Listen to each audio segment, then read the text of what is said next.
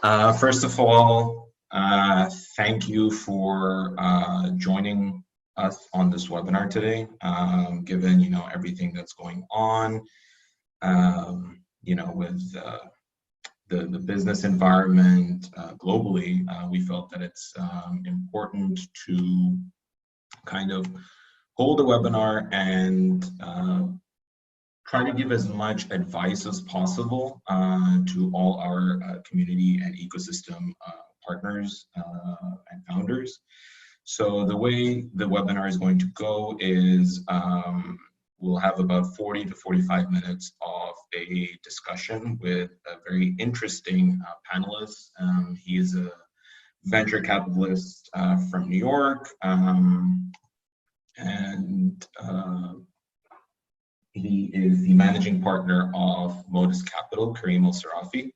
And once we have that conversation, let's say, wrapped up a little bit in 40 to 45 minutes, we have some interesting topics that we'd like to go through, we will open the floor to Q&A.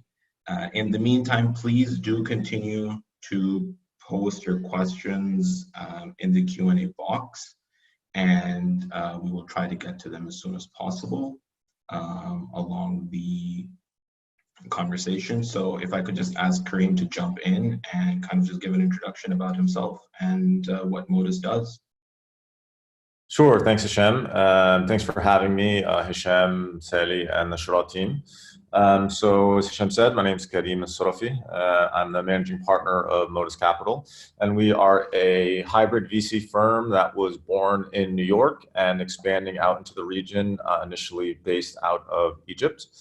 We have a very interesting, unique investment model where we support entrepreneurs with a full service digital agency.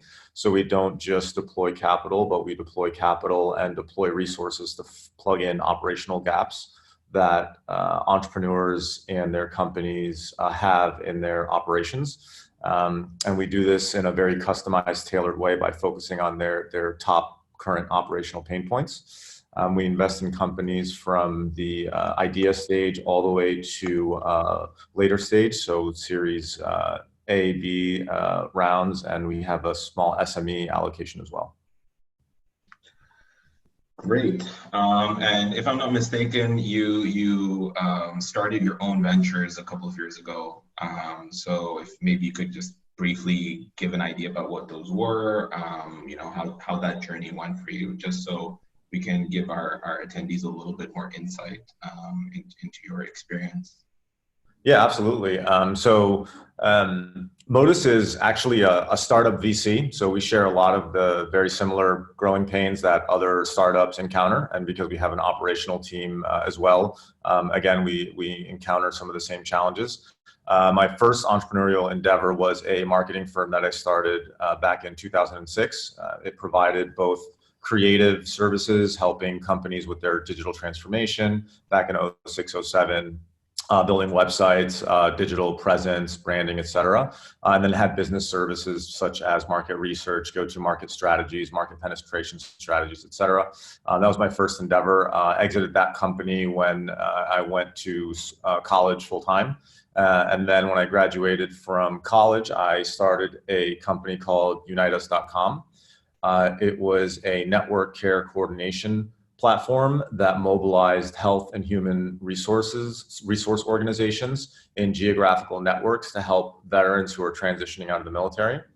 So veterans would get out of the military in the US and they would face a lot of challenges, multifaceted challenges, education, healthcare, legal, housing, etc. And they would essentially have to go to all of these independent resources one at a time, kind of regurgitate their information. And what we did is we mobilized these health and human resources and organizations in a network with software where they would dispatch and send files on the different areas of expertise that the veteran needed. And to be able to create essentially a holistic safety net for them. This has since expanded out into the entire health and human service industry in the United States, across multiple states and hundreds of communities. Okay, fantastic. So I mean, I think it's safe to say that you're the right person to have on this discussion today. I just wanted to jump right into it, start the conversation. Clearly, we're in extraordinary times at the moment. Businesses, individuals, so much happening. And I think a lot of the discussion that's happening at the moment is about what businesses can do and, what decisions they need to take. But I just wanted to start the conversation with talking about the people in the businesses, right? Because at the end of the day, it's every startup, every business is a collection, of individuals working together. So I wanted to just start off with leadership and the challenges that leaders are facing at the moment in terms of how to keep their teams motivated and how do they stay focused on the goals. So just wanted to get like your insight on leadership in this crucial time. Yeah, sure. I mean, first and foremost, you're absolutely right. Like a company is a collective of people working together towards the same goal. People is what makes it, right? It's not just the product or service, it's the people who make the product or service. So these times are super challenging. I think, the leadership is key. Leaders need to be understanding, they need to be empathetic. They need to understand that these individuals they have things beyond their responsibilities at work, they have responsibilities at home, et cetera. And it's really important to take that into consideration when they're thinking about, dealing with a crisis like this. I know one of the big things right now is, companies are trying to manage not laying people off with reduced sales, et cetera.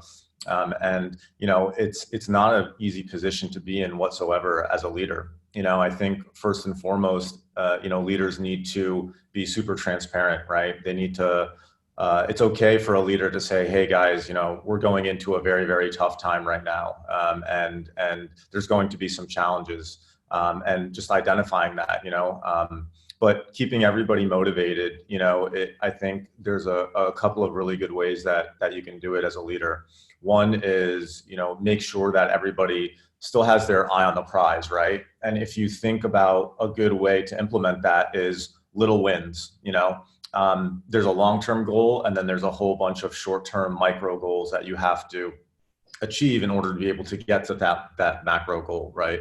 And if you do that and you focus on these little incremental wins, what you begin to do is you begin to get people feeling like there is progress, that things are getting better, right? That there is achievement, there is movement, there is momentum. So I think, in a time where, things are really difficult or challenging, or even in general, it's good to be able to identify those things, identify those short-term goals, identify when they are successful, and then really, let people know that they are doing a really good job in achieving those goals.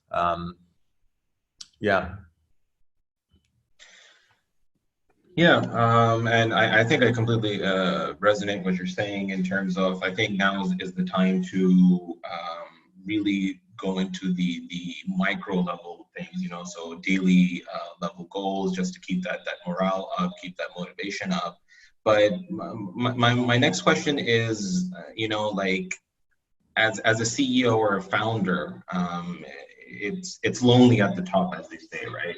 So how does a leader practice emotional intelligence in this challenging time? Maybe some tips that you could give, or some stuff that you yourself have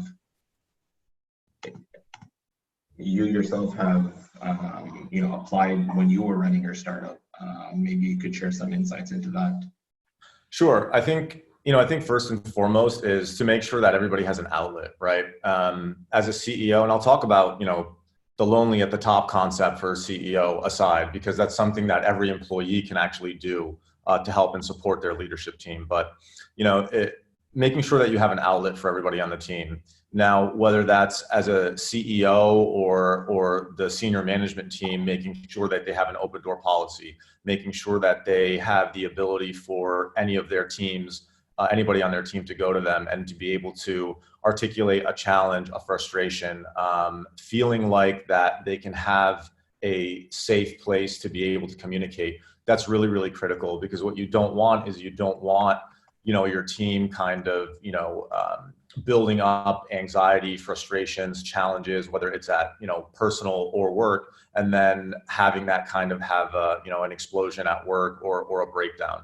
So as long as the team feels like there is a conduit for communication and the ability to communicate, I think that is probably the most valuable thing. Now, again, whether you structure your organization in a way where you have your senior management team, which is good for them, to be able to communicate with people, them having an open door policy, they regularly have, time slots where they just check in with their employees 10, 15 minutes each. They can do it once a week, once every other week, or however their schedule permits. Or the senior leadership team as well, like the executive team as well. That's one really good way to do it. The other value added as a leader is it helps you keep your finger on the pulse of what's actually happening in your company, right? The senior management, they don't have the time to, or the resources, unfortunately, to be able to know everything that's going on at any single point. But so what they actually do is they actually rely on their team as the front soldiers, kind of fighting the day-to-day battles to be able to relay that information to them. And then the senior management team can then relay that to the executive team, for example, if your organization is that big. So there's a value added to it just from a standard business operations and intra-org communications in itself. The other thing that you can do is your HR team, your human resources, whether it's a person or a small team, or whoever is playing that function, they can actually play that type of a role. They can, if it's not management and if it's something that's maybe a little bit more on the personal side, that's something that can be a conduit or a sounding board for the team. The last thing is mentors, right? Being able to put together a structure where people on your team, as part of their professional development and also as an outlet, are paired up with mentors, whether it's somebody that is part of the business network or whether it's just a task that you give all of your employees. Say, hey, you know what? Like, as part of your OKRs this month, we want you to find somebody that you look up to on LinkedIn, somebody in your industry or somebody that's motivating for you guys. And we want you to reach out to that individual and see if they have, 1 hour a month to be a sounding board for you or a mentor. So I think these are three options that are available that companies can actually implement for their teams. Interesting. So I think, like the key takeaway is even through this troubling time, maintaining transparency from top to bottom is a key thing that leaders need to do, and how they structure that flow of communication can vary.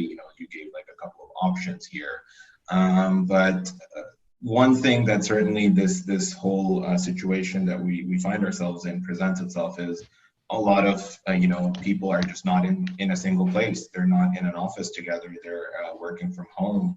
So, and that certainly adds a little bit of a challenge. So maybe you could give some examples that you yourself are implementing with your team at Modus or the portfolio companies you work with, in terms of keeping that,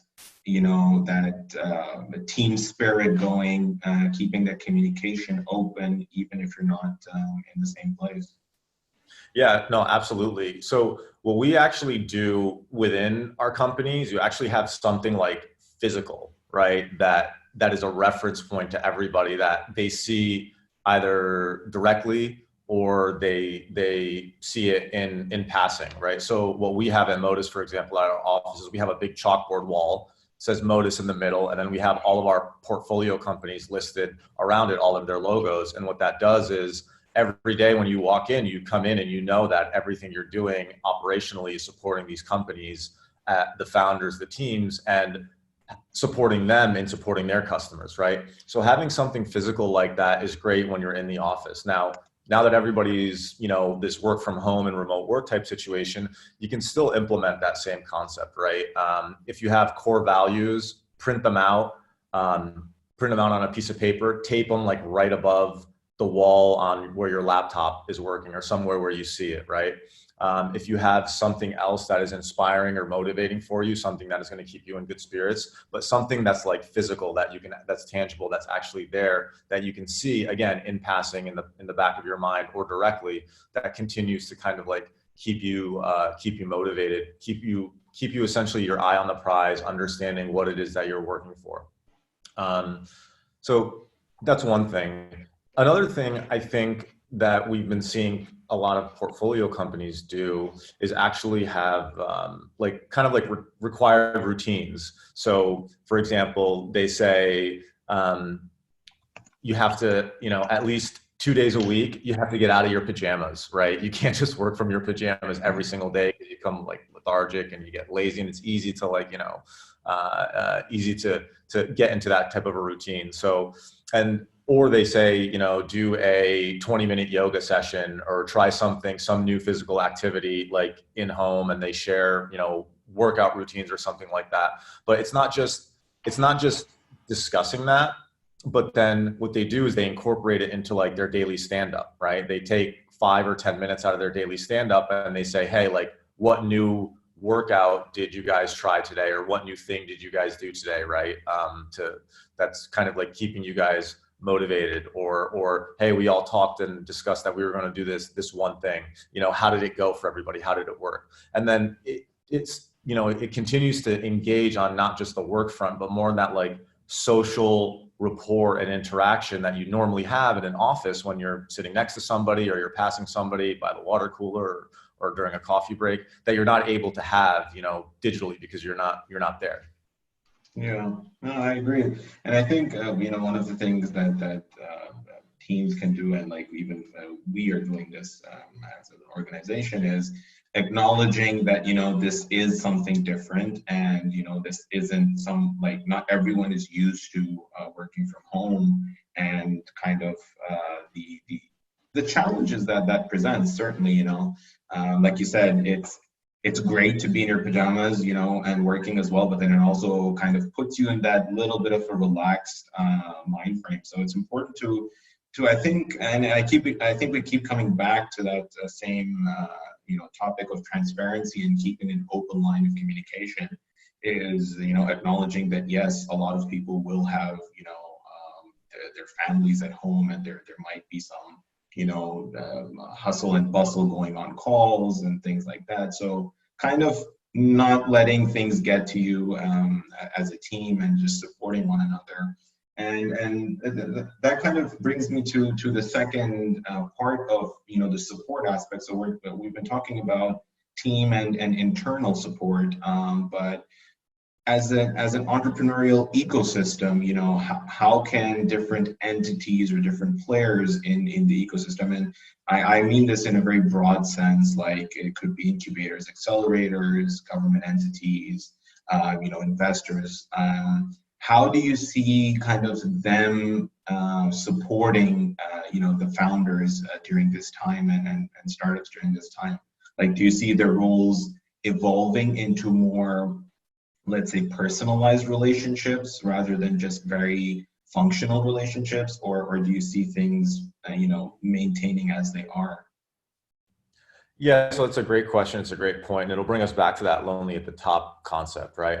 So first and foremost is investor-investee relationships are inherently personal, right? Like a lot of investors invest in founders because they believe in them, they trust in them, and that there's always a rapport and a strong relationship there. So again, that's inherent, and investors supporting founders is definitely, is definitely necessary.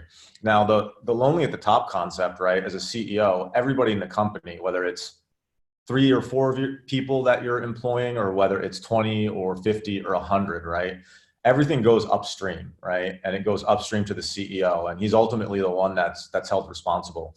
And the CEO doesn't have anybody above him to point a finger or to rely on, right? The buck kind of stops with that individual, him or her. And that's a really, really tough position to be in. And that's where that whole notion of, lonely at the top comes from, because you're the only person at the top. So I think there's a couple of ways to support, CEOs. One is the team downstream should be very supportive and understanding. And, as long as the CTO is again, communicating, I think that's critical, and it'll make them feel comfortable, et cetera, but they can reciprocate that. As far as, the ecosystem, it's in the MENA region, it's a very small ecosystem. And I think that investors, and institutions do need to be a little bit more supportive. Again, they're all relationship based. If they provide as investors, as mentors to founders, provide an outlet for the founder to discuss, right? And they can tackle much more difficult problems. A lot of VCs and investors have businesses of their own or had businesses of their own, and can really help founders with things like, cash flow management, managing personnel, et cetera. So there is most certainly a role for the bigger players, institutions, and investors in the ecosystem to support these founders. And they can do it simple ways. They can have it by having, check-ins. They can be creative by thinking about how other portfolio companies or that are in their portfolio, or other companies that they know, can provide like a complementary service that can help the company with something they're struggling with.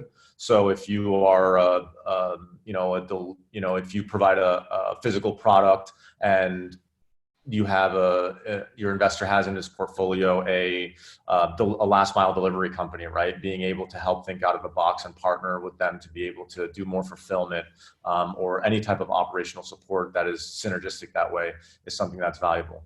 The other thing I think from institutional level is, again, I think just really listening and understanding, and just getting resourceful. First and foremost, listen to see what it is that that founder, that CEO needs. What are their pains? And if it's just helping them think through it, that's all they need. If it's mobilizing resources, leveraging your network to be able to help, that can really go a long way. So those are a couple of different methods I think that the greater ecosystem can kind of support from the top down, and the employees from the bottom up as well. So I think it's safe to say then it's not just the responsibility of let's say the CEOs or the founders, but in this time of extraordinary challenges, I think everyone collectively that is associated with the ecosystem needs to step up and kind of just support in whatever way they can. And I think that kind of ties in everything together with this segment, is that whether it's in your internal team, whether it's your investors, your board members, mentors, whatever it is, I think the magnitude of the support that is being offered is not what's important. It doesn't have to be like a $1 million check, for example, from investors, but it could just be something as simple as making a connection to a relevant supplier, or promoting portfolio companies on social media, or making the connects to customers that could really make the difference between surviving this crisis. And that kind of makes me want to shift a little bit now and switch gears into more in the business operations side of things. So now let's talk about the machine itself.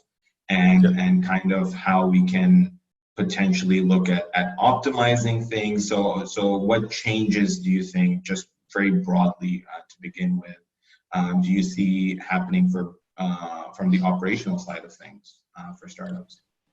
Yeah, absolutely. So, I think there's, I always have this kind of perspective that whenever the markets get tight and there's a cash crunch in the market, on like a downward investment cycle, I think I like to see that, because what it does, it forces entrepreneurs and founders to really be innovative, right? And to get super, super lean, and to get really creative. Now, this is a unprecedented situation, and it's to an absolute extreme. So I obviously don't wish this type of situation on anybody, or any environment, but it's the reality of what we're in. So, I think it gives you a good opportunity to take a step back, look at the macro picture, right, of all of your intra-org operations, and identify where there are inefficiencies, right? If you see that there's an opportunity to trim the fat on, some of extra processes, right? If you have, for example, if you're buried in meetings, right, and you take a step back and you say, we can get more output that will help us push more product to customers to increase sales if we just get rid of, a couple of meetings a week, that's a really, really big efficiency. I'll give you guys like a really, really simple example. There was like a study done, I don't know which consulting firm did it for Disneyland, and they said that if every individual uses 2 sheets, like little tiny squares less of toilet paper that visits Disney, that they would save, I think it was like an astronomical number. It was, I think, in like the hundreds of millions of dollars a year, right? So it's, not that you can really control something like that, but just again, as a concept, right? So I think that's definitely one thing that it gives you an opportunity to do. Again, take a step back, take a look at the bigger picture, which is really tough to do when you're just like, in the day-to-day grind, in that operations day-to-day. It's hard for you to step out and look at the macro picture, but this is kind of forcing everybody to do that. So whether it's a necessity or not, it's a good opportunity just to do it and see where you can kind of restructure. Definitely, and that's a great example. I mean, obviously, it's very difficult to control, activities of your customers or things like that. But it just goes to show how such a small change can, make such a big difference in the bottom line. I want to touch on, a little bit, and I'd like your take on this. Like, does it make sense from a business operations perspective to focus on just your core revenue generating activities, at the moment, because a lot of the times, startups, to scale rapidly and, to grow, they tend to dip into a little bit of, activities that, let's say, are not related to their core product or core offering.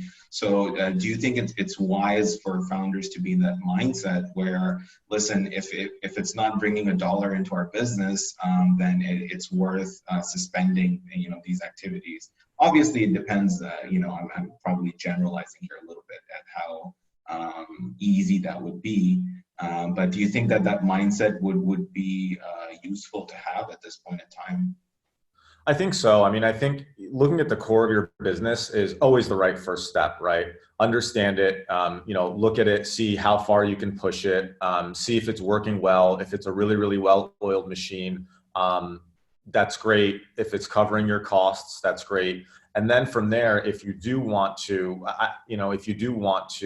focus on something else, or you do want to focus on additional revenue streams, because, as a byproduct of this current status, there's an opportunity for you with the resources you have to bring in another revenue stream, then absolutely do it, do it, but do it in a structured way, right? Like, codify a framework that says it's going to be X amount of budget and X amount of time, and we're going to test this over the course of 2 weeks, and then we're going to have like a go, no go, like line in the sand. If we get to this point, then that's enough validation for us to say we're going to continue doing it. If not, we're just going to back off and maybe try the second or third thing. Some companies don't have that luxury, right? Some companies, their core business is actually affected significantly by the change in the current ecosystem. So from them, they don't really have a choice. They have to innovate. Look at your core business and think of it like the layers of an onion. Okay, if what you were providing is the absolute center layer and that's not working anymore, then go like one layer out. What is the smallest pivot that you could do with your existing product, service, infrastructure, team, employees, right? That is outside of the core business, right? See if that would work, see if that gets traction, and then continue, going layer by layer by layer until you find something that sticks. But again, the best thing that you can do is make sure that you're controlling for variables, right? You've got to do it methodically. There's got to be a framework. You've got to have parameters. You've got to have limitations, because it's very easy to just go and get lost in the weeds, on scope creep, and then, just dig into a very, very deep into something that, like testing an early product hasn't been validated, right? So you want to be, especially in this type of a time, because I'm sure you have limited cash, limited time, limited resources. So you need to really be like surgically efficient about your operations that way. Definitely. And yeah, I think this is sound, advice that, um, for lack of a better word, for trying to control the situation a little bit too much as a team, you might try to end up doing too many things at the same time, and you're not giving enough time to each action that you're doing and testing those results. So you still, I think, need to keep that iterative mindset going. And certainly, I think this is a good way segment that. If your core business, or your core offering has directly been affected by this, then you have no choice but to look at, some other revenue streams, like you mentioned. But if your core product or offering is not, substantially, I would say, I think in some shape or form, every core offering is being affected. But I think, and so I just want to bring like a little like interesting idea that popped into my mind the other day about how potentially to go about this is. Does it make sense, or do you see like applying customer personas at this point in time, and kind of seeing broadly in your market what customers have been affected by what's going on and what customers haven't, and then maybe potentially micro pivoting if that's not your target demographic, doing like a little bit of a micro pivot to capture that audience a little bit for the time being? Or do you not see that as fruitful exercise? No, I think absolutely. I mean, I think there's two things that are going to happen to your customers, right? And to your point, I think it's absolutely necessary to do the persona exercise, because what you're going to need to do is you're going to identify that some of the personas of your current customers, they might be extremely price sensitive, right? And if their personal lives are being affected because they don't have they're uncertain about their income, for example, of which we have a couple of portfolio companies that provide a service like that. Again, they're going to be very, very price sensitive, and they may not be a customer. They may be suspended short term, long term. You really don't know. So you need to be able to identify that so you can forecast, okay, what percentage of my customer base and in turn my revenue is going to be affected. And the way to do that is to do the persona exercise. And then to your latter point, then look at the personas that would not be affected by this, right? When you're doing personas and you're looking at the attributes of your customers, are they in service-based jobs? A personal trainer is somebody who's very different and affected by this than somebody who works as like an aerospace engineer, for a bigger firm. People who have those types of jobs are, personal trainers they're not even allowed to go to gyms because the gyms are closed practically all over the world, So I think it is absolutely important to do that. I think first and foremost, focus on your existing personas your existing clients and their personas that are stable, right? Think about how to focus more on them, and then go through an iterative process of, again, testing additional personas, for your product or service, seeing what pliability or flexibility your product or service has, in which it can, for a small pivot, be able to accommodate to a new persona, right? And this is exactly what you would do in a growth strategy, right? If you're trying to expand your market presence or get entry to a new market, this is exactly what you're going to do. You're going to say, we've got these personas now. Here's our backlog of additional personas that we've wanted to tackle. Let's tackle them one by one by doing a cost benefit analysis. What's the cost to pivot the product? What's the benefit? Because what does this persona market look like? And then find the one with the highest ROI and then tackle them one by one. Yeah, definitely. It just kind of coming back to the topic that you added about innovation. We certainly hear this term a lot, innovation. And there's different contexts that's in. So in this case, do you see like businesses looking at certain technologies and adopting them as a useful exercise, or because the tendency right now, for example, is working from home. Let's get on Zoom, for example, and let's get like a yearly subscription for whatever X amount of dollars, which you may or may not end up using so much once the situation normalizes. So how do you see businesses approaching the lure, I would say, to technology and just integrating things into their current business processes? Like, how can they be a little bit mindful there? Yeah, I mean, again, and this is about that bird's eye view that I talked about in the beginning, right? Take a step back, look at the macro picture, look at your people, look at who you have, what their function is, look at your process, how are they currently engaging, what does the workflow look like? And then lastly, look at your tools, right? People, process, tools. What tools were they using, And I don't mean just technical tools. If the tools they were using was a back conference room, 3 times a day, then you need to replace that tool with a digital tool, for example, right? A Zoom or a BlueJeans or the Skype and the like. But mapping it out, I think, is the best way to do it. And it's part of that getting lean exercise, right? And really innovating your intra-org operations and saying, we're finding inefficiencies that we were doing, but we were so busy executing that we didn't identify them, right?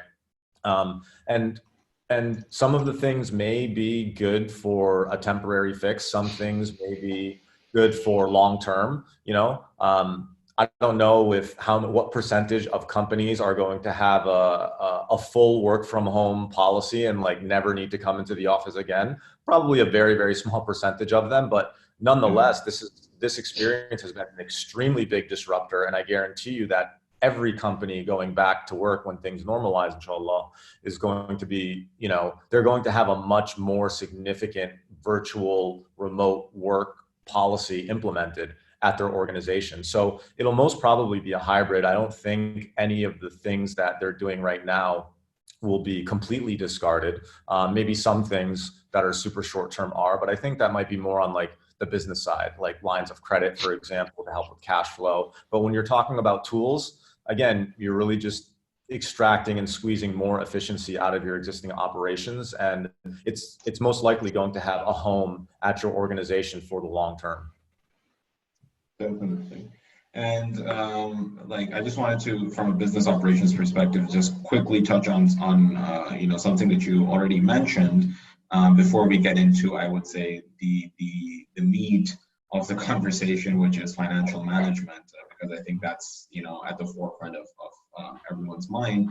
But in terms of exploring partnerships with complementary services or companies, do you think it's an approach could be a proactive approach could be taken rather than a reactive approach? That listen, this is the service we're offering, and we're actively calling out other businesses to come and leverage what we have, so we can leverage their resources, or do you think it might be a little bit distracting to do at the moment to take this approach?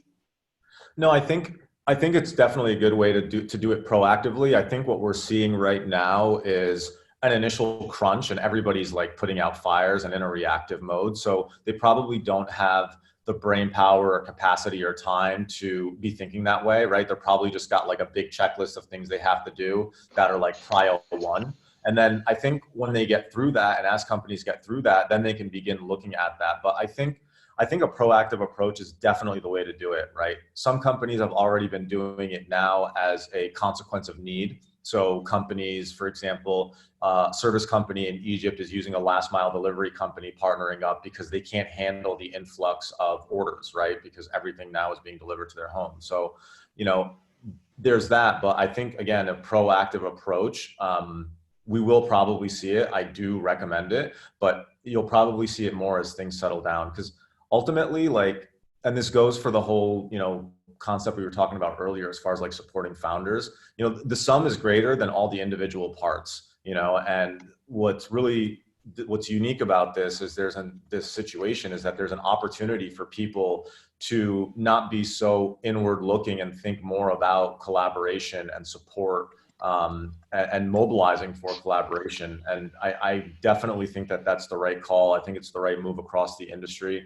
from investors to founders to team members amongst themselves, from businesses to businesses. I think it's, you only have to engage with what makes sense for your business and what provides a good mutual value added. Exploring it doesn't cost you too much. Yeah, definitely. And just to add to this concept that we've been talking about of support, or trying to find complementary services that you can partner with. We as Shara, we started a community Slack channel, and we'll post the link in the chat in a little bit. But the whole idea behind that is to basically try and get as many people from the ecosystem in one place, and kickstart that conversation, and let everyone just kind of find whatever they need to find. Because I think a lot of the challenge right now is that because everyone is so focused and there's so much going on, that no one is just getting the time to have these conversations. So please, I would definitely encourage all of our attendees to join that Slack channel and leverage that as much as possible. And in terms of the conversation, I think it's a good time to dive into the third topic, I would say, of today, which is financial management. This is a big question mark. This is what is stressing founders out right now.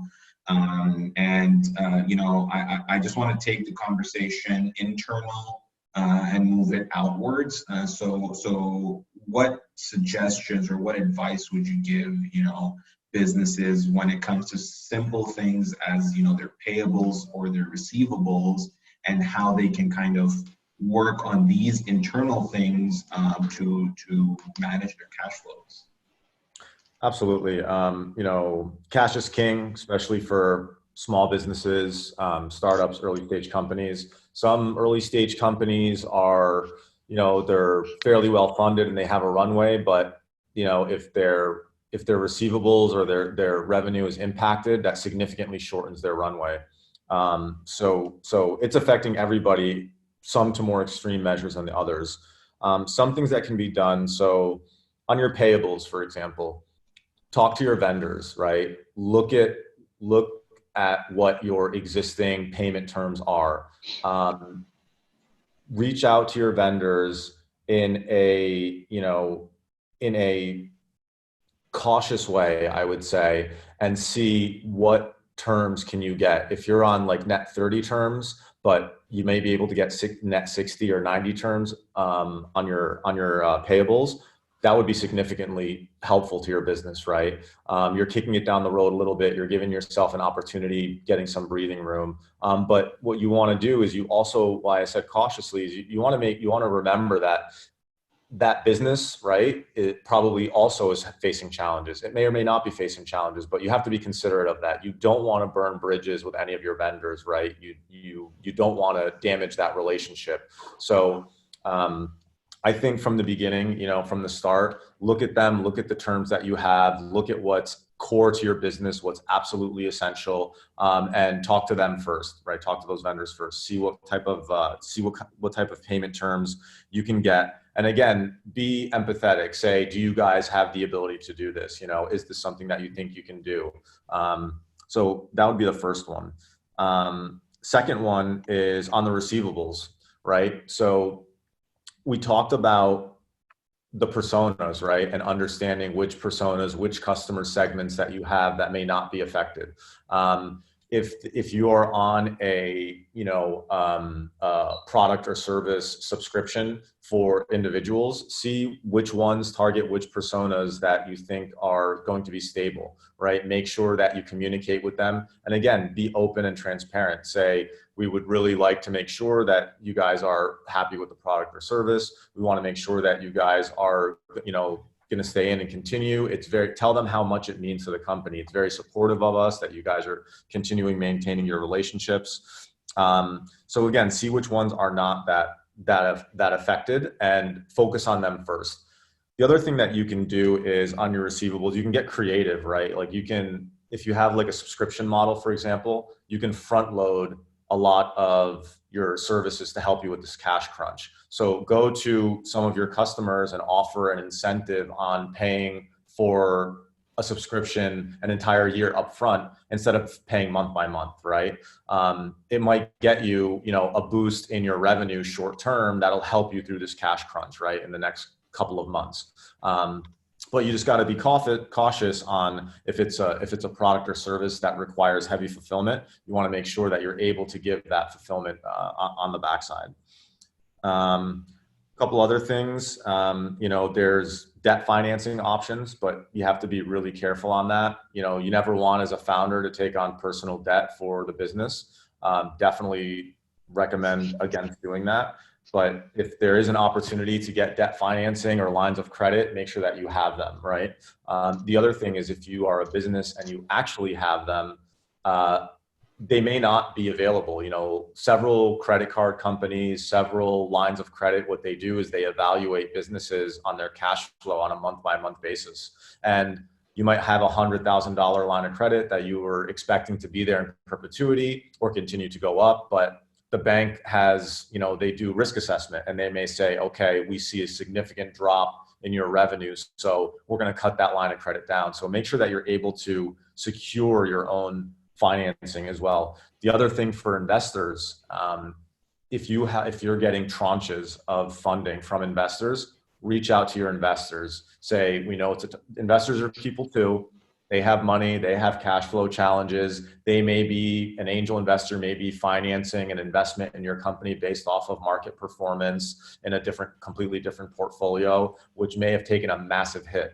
So communicate with your investors and make sure you say, hey, are we still good for this next round? I just want to be sure that, and again, make sure that you're empathetic, understanding that it is a hard time for everyone. I'll pause there and see if you have any questions before maybe chatting about a couple more. Yeah, no, I mean, I think for me, I think it comes back to the same kind of point that we've been probably, going through the whole theme is you're still going to be dealing with people and individuals. So, be empathetic as much as possible, acknowledge that these are extraordinary times and then try to find, the best way, through this, especially when it comes to the money side of things. Some interesting points you made about, the receivable side of things, if it's like subscription, front load them, things like that. I think I will just echo and reiterate what you said about debt financing, that, in this frame of mind of, to sustain the business, founders may think that it's wise to take on personal debt to, keep, pumping cash into the business. And I think that just wouldn't be a wise decision to make at the moment. But kind of just coming back to the point you made about existing investors, right? So if you already have people on your cap table, what do you think is the key there to leverage, as much as possible, the cash flow coming from that existing network? And certainly, they also are accountable and they also have, limited partners and investors that they are answerable to. But it's, the quickest source of new cash into the business. So what are some of the tips that you yourself as an investor would be looking for from your portfolio companies? It's really just communication, right? We know that this is a hard time. We know that there's a lot of things that, capacity, team, finances didn't plan for, and everything's kind of a muck. The best thing that you can do to communicate with your investors or engage with your investors is let them know that you're on it. Let them know you're thinking about it. Let them know, to the extent that you have a plan, what that plan is, right? And what this does is, if there's an opportunity and you share your plan with your investors and they see an opportunity to be helpful, again, capital, network, any sort of other connections or other value added that they can provide, they will be able to identify that and help them. Because again, from their perspective, it's rapid fire as well. You have a portfolio of 20 early stage companies, half of them can die just in the matter of 2 months or 1 quarter because of this. So they want to be able to support and protect. The best thing to do again is to just communicate, like have a plan.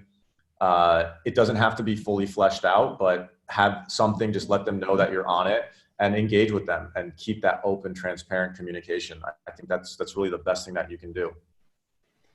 Yeah, definitely, I agree. And I think kind of, you know, like the previous section that we talked about in terms of business operations and even on the team side of things, I think, you know, some of the tips that we talked about would help in you as a founder or leader coming up with this plan that you should be communicating to investors, because certainly I don't think, you know, and like it's just my take on it, that from an investor lens, if you have, you know, 50 companies in your portfolio and, you know, maybe only 10 of them are coming to you with a plan and the rest 40 are reaching out for, you know, just more capital, I don't think that I would be as inclined to, you know, support the other 40 as I would these 10, you know, because there I have something tangible. Even if it, like you said, it's not fully fleshed out, I still see the thought process. So it probably increases a little bit more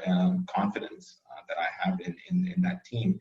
Because I mean, and please like correct me if I'm wrong here, but even for investors, it sort of becomes a little bit prioritization exercise, just like how startups are going to optimize their business operations, so would VCs in this kind of a climate, right? Or do you not see that changing in a couple of weeks ahead? Yeah, absolutely. And, you know, it is critical. I mean, to your point, would an investor give you money without a plan in the first place? So why would he give you money, you know, if you're in the situation and you're asking for more capital? You absolutely have to have a plan. So yeah, 100%. Great. Any other you know, tips? Because I just have one more segment that I want to touch on before we jump into the Q&A. We're getting a lot of questions from the attendees.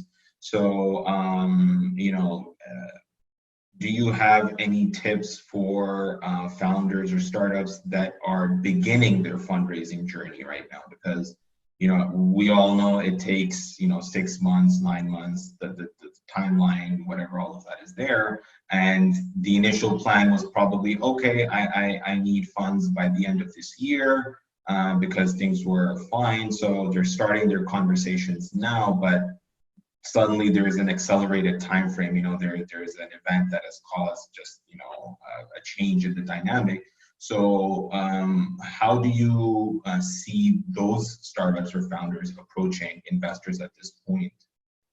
Do you see them maybe going through existing founders and reaching out to their investors, or just starting fresh?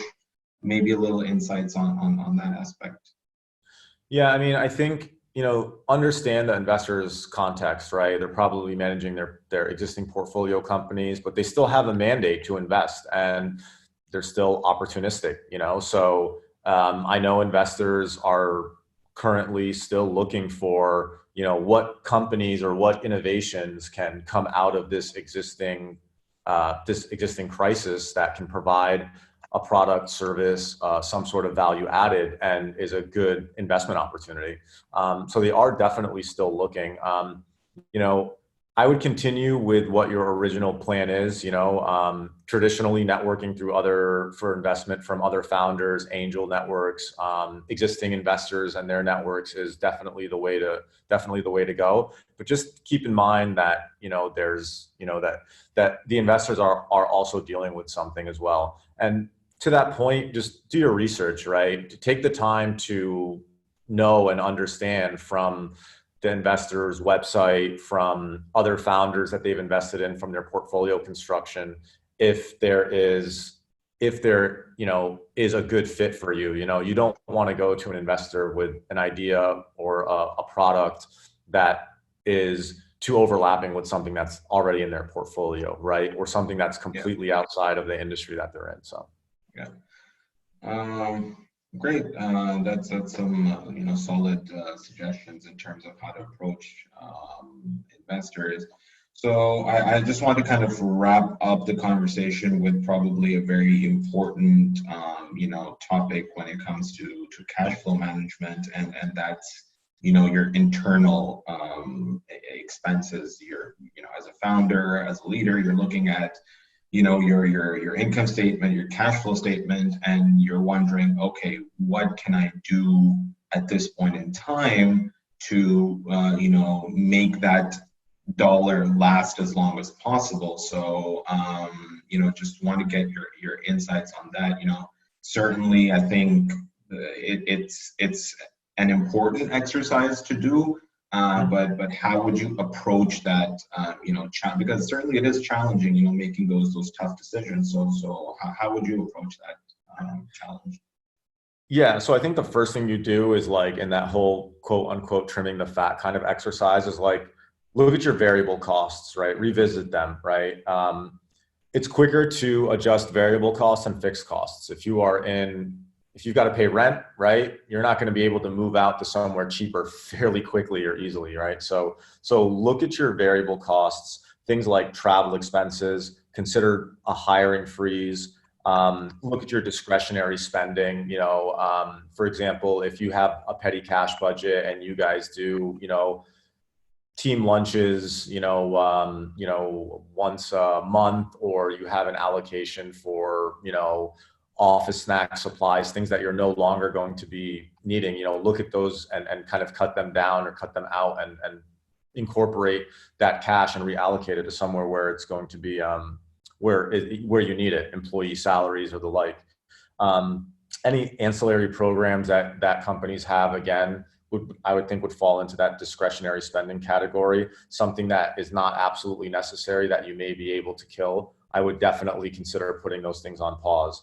The other thing is redistributing any outside work to your core team, your core workforce, right? So if you're outsourcing your PR, for example, or some content writing, see if you can not outsource that. You can take those tasks and redistribute them to your internal team. It may mean that, if somebody had a 25 or 30-minute commute to and from work, that's an extra hour that an individual doesn't have to commute to work. And that's an extra hour that individual can help lift on something else instead of outsourcing it and paying for it.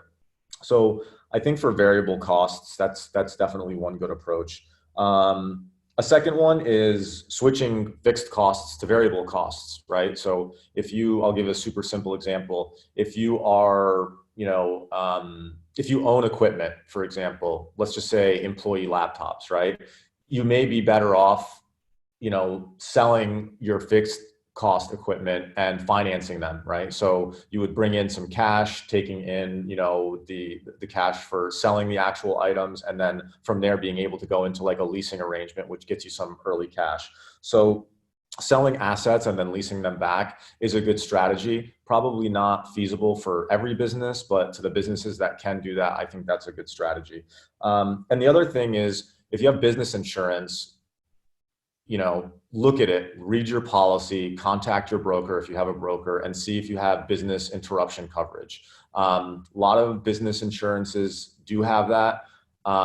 Great lesson learned, although the rates are probably going to go up quite a bit, but great lesson learned to be able to get business interruption insurance. They cover things like this, right? They have a dollar value that they cover in the case of tragedy, fire, anything like that. So if you do have it, look at it, see if there's something that you can get out of it. Aside from, government programs, all the programs that the banks are putting in place, like deferred payments, et cetera. But yeah, check out your business interruption insurance if you have it. And if you don't, definitely something to consider in the future. Great. Some interesting tips over there in terms of managing your cash flows. I'm just gonna jump into like some of the questions that came in, in the Q&A because they're kind of relevant to cash flow management that we're having. One question is, like if you're in the stage of building your product at the moment, should you wait or should you continue? I mean, like how do you see that challenge? Like, how do you approach that decision? I think you just kind of have to look at your runway. You have to look at your go-to market strategy. If you assess your go-to market strategy and you think that you can still enter into the market and that will be able to generate revenues, for example, that will help cover costs, then just do the modeling and continue pushing forward. If you're building and you have equity financing from investors and you have a runway, and you want to capture this time, it might be good to continue building because this might help your first mover advantage, right?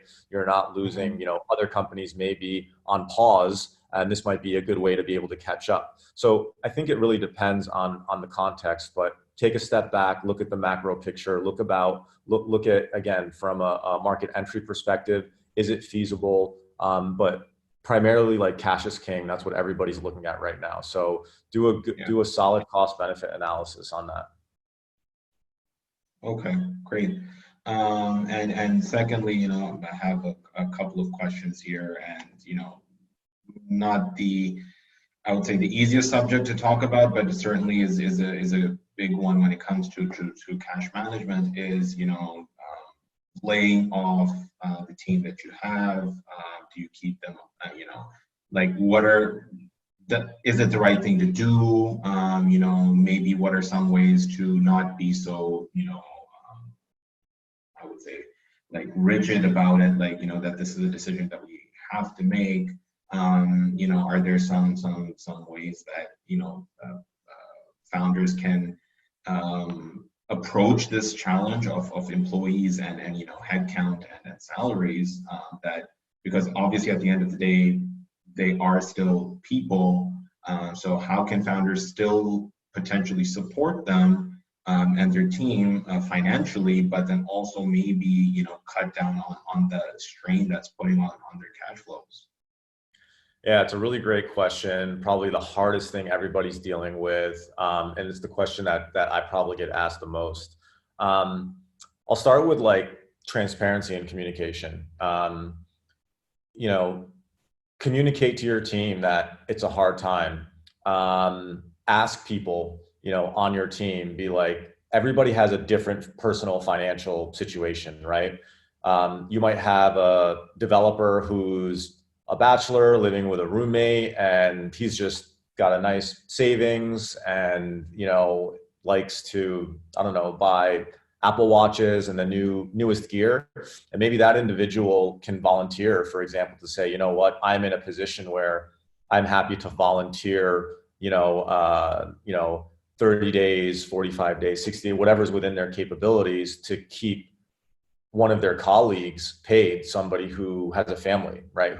Who doesn't have that runway.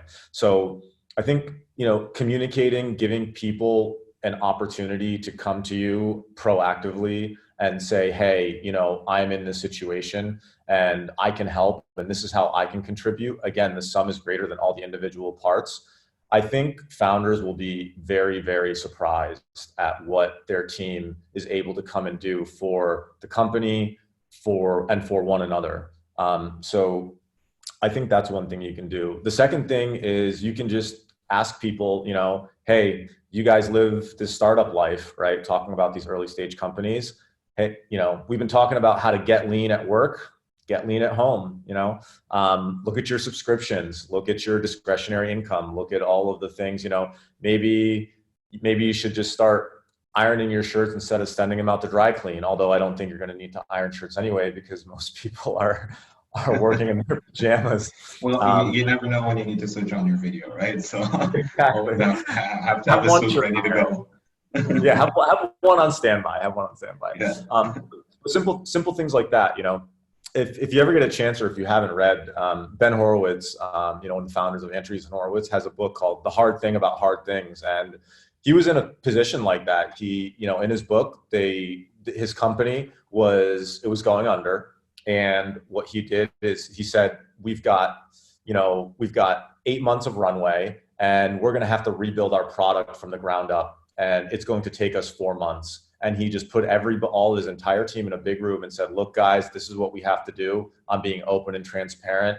Who has the ability to continue for no pay for the next 4 months to get it on the ground, and who doesn't. And some people, as a function of need, right, couldn't, and they couldn't continue, but about 80% of his company could, and that comes from A, commitment to the company, B, confidence in the leadership, which is why it's so important for leaders to be there for their team, to give them an outlet to communicate, right? To have an open door policy and make them feel safe. Because when things are good, it's easy. When things are tough is when like true colors show, So again, I think it's that type of communication, and ultimately, I think individuals who are on the other side of it, they need to understand that it's bigger than one person, right? The company's bigger than one person. Sometimes people have to get laid off, but if the boat's sinking, and you need to throw, some extra weight off so that it stays afloat, sometimes people need to understand that it's better for 8 people to maintain their jobs than for 20 people to be completely out of work, and hopefully as this passes, there will obviously be an opportunity for them to be able to come back and secure a job in the future. Definitely, yeah. And I think I just want to touch on something that I was reading in the news the other day. Actually, it's about kind of reskilling, or shifting the workforce that you have in your business to perhaps some other verticals within your business, or maybe outsourcing your team to a business that has the ability to let's say maintain those even partially the salaries of your team, and kind of just letting them work on the side a little bit to support that secondary business. Because certainly and this is not just a startup challenge. I mean, this is a broader macro issue at the moment, where malls are they're not operational, only essential items are opening. So how do you deal with that? And I was reading that this is some of the techniques that the bigger companies are adopting, where they don't want to lay off their workforce. Certainly it's a challenging time, so they're kind of reskilling them, or in that respect, where even if you don't necessarily know something about a particular topic, if there is a need for it and it falls under something that could balance out the salary that needs to be paid for a little while, that perhaps that's an approach that someone can take.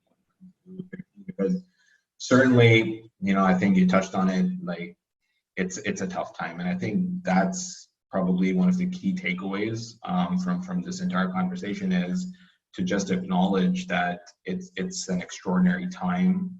It's a challenging time for individuals, businesses, everyone, and trying as much as you can to support the people around you, but staying mindful of the fact that you as an individual also need support.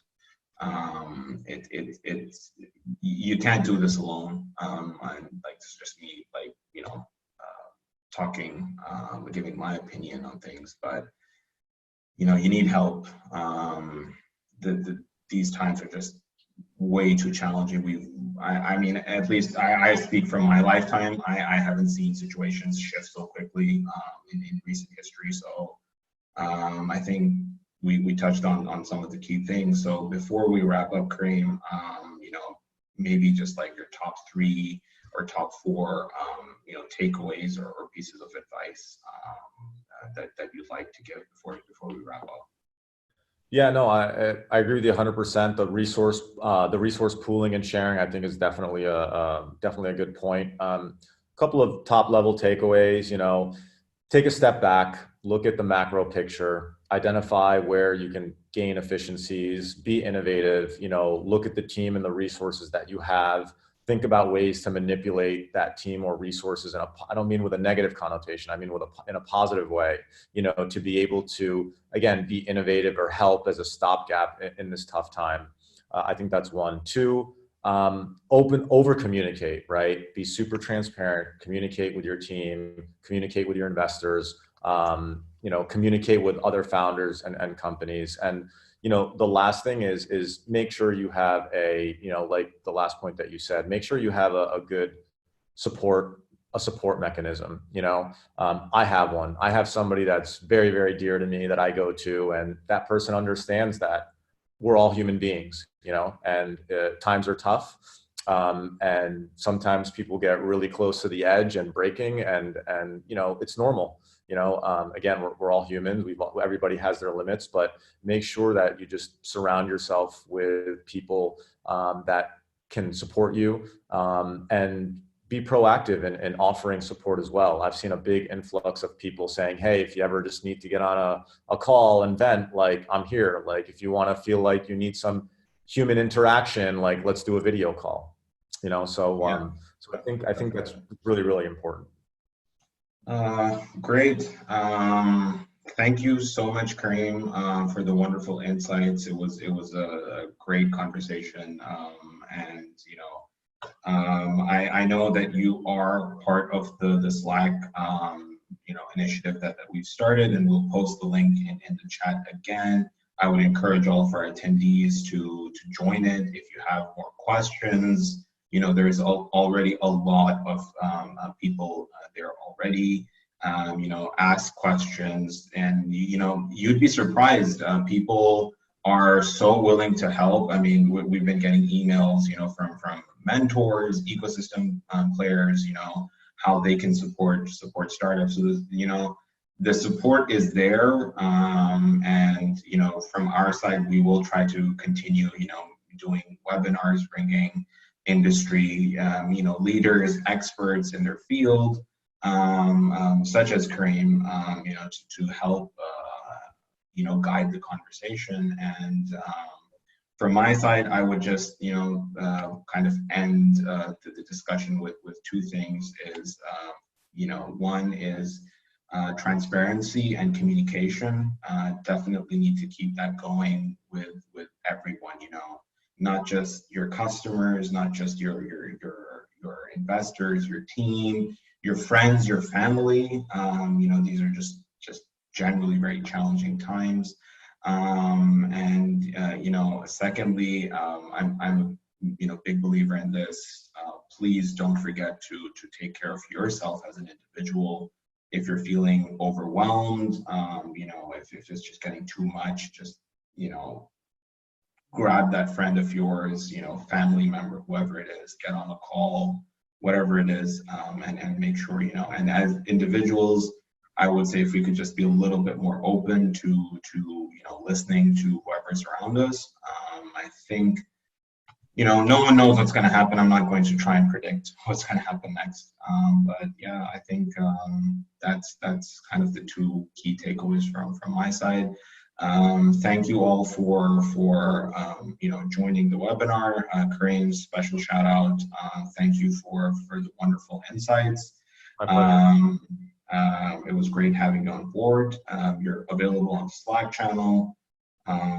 That's it from my side. Please keep updated with all of our social medias for whatever content or support we're putting out. You'll definitely find it on one of our social media channels. Great pleasure, Hashem. Thanks so much for having us. Great job, the Shara team, on putting these together, and the Slack team. Definitely encourage everybody to join that, and don't underestimate, a small contribution can go a long way for somebody.